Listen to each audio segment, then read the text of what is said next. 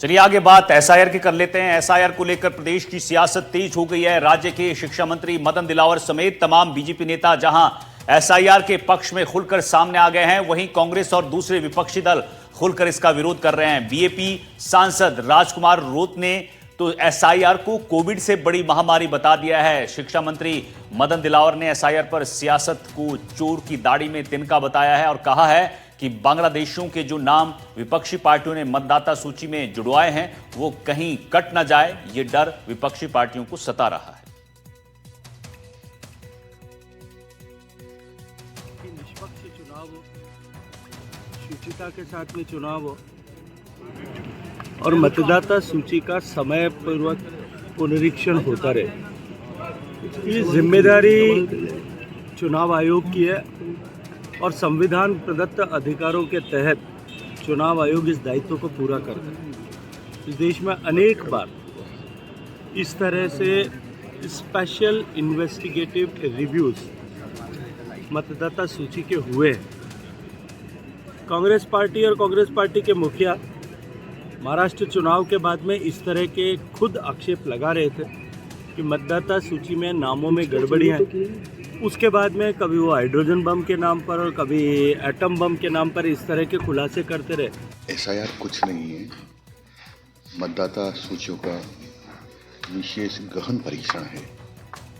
ये होना ही चाहिए ताकि कोई बोगस मतदाता, गलत मतदाता न रहे। एक मतदाता के दो जगह, तीन जगह नाम ना हो और सबके वाजिब लोगों के सबके नाम हो, इसलिए मृत लोगों के नाम कट जाएं, तो ये होना ही चाहिए। परंतु क्यों नहीं हो हल्ला कर रही कांग्रेस? मुझे लगता है कि इन्होंने शायद कुछ बांग्लादेशियों के, पाकिस्तानियों के या चोर उच्चकों के कहीं ऐसे नाम लिखवाए होंगे, इसलिए उनको डर लग रहा है कि वो नाम कट सकते हैं और इसलिए घबराहट है।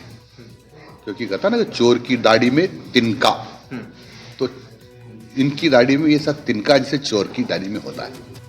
ग्रामीण इलाके के अंदर 1 घंटे में एक मकान पे पहुंचे, इतने दूरी पे मकान है। दिल्ली और जयपुर में रहने वाले पता है चुनाव आयोग और सरकार को कि भारत कितना बड़ा है, भारत के घाव कितने बड़े हैं, पहाड़ हैं, नदियां हैं, नाले हैं। एक घर को पहुंचने के लिए आधा 1 घंटा लगता है, तो एक बीएलओ 50 जगह कैसे पहुंचेगा?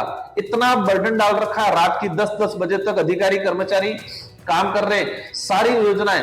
और इस सरकार में और इस साल में कोविड से भी भयंकर महामारी आई है, वो सरकार महामारी लाई है एसआईआर के रूप में, और सरकार की अन्य प्रचारक जो नीति लाई है वो। कोविड में स्कूलों का बच्चा बिगड़ा, उस समय स्कूल बंद रही, लेकिन आज स्कूल खुली है, बच्चा जा रहा है, लेकिन सारे के सारे टीचर एसआईआर में लगे हुए। पूर्व मंत्री कांग्रेस नेता प्रताप सिंह खाचरियावास ने एक बार फिर कांग्रेस को घेरा है और कहा है कि राजस्थान में बीजेपी सरकार ने 2 साल में कोई काम नहीं किया है, जनता इन्हें ढूंढ रही है। साथ ही कहा कि इन्होंने 2 साल में सिर्फ अपने हिसाब से अधिकारियों को इधर से उधर किया है और कुछ नहीं किया है। राजस्थान की भाजपा सरकार की 2 वर्ष की आप उपलब्धि देखिए, कमाल कर दिया। राजस्थान की भाजपा सरकार बहुत खुश हो रही है, मुख्यमंत्री बड़े खुश हो रहे हैं। 2 वर्ष लग गए इनको चीफ सेक्रेटरी सुधांशु पंत को हटाने में। 2 वर्ष से जोड़ लगा रखा भजन लाल जी शर्मा ने। भजन लाल जी शर्मा, उप मुख्यमंत्री दिया कुमारी जी, उप मुख्यमंत्री प्रेमचंद जी बैरवा और सारे मंत्री 2 वर्ष में 2 पैसे का काम नहीं कर पाए। अब सरकार की सबसे बड़ी उपलब्धि बता रहे हैं इनके मंत्री, विधायक और मुख्यमंत्री सब में चर्चा हो। देखो आखिर हमने 3-4 दिन पहले चर्चा चल रही, देखो आखिर हमने सुधांशु पंत की छुट्टी कर दी, रवाना कर दिया। सुधांशु पंत ने दिल्ली जाते ही यहां से शिखर अग्रवाल को रवाना कर दिया। ये जो पावर की लड़ाई चल रही है अधिकारियों में, ऐसा लगता है राजस्थान में वोट से जो सरकार बनी वो सरकार कहीं है ही नहीं।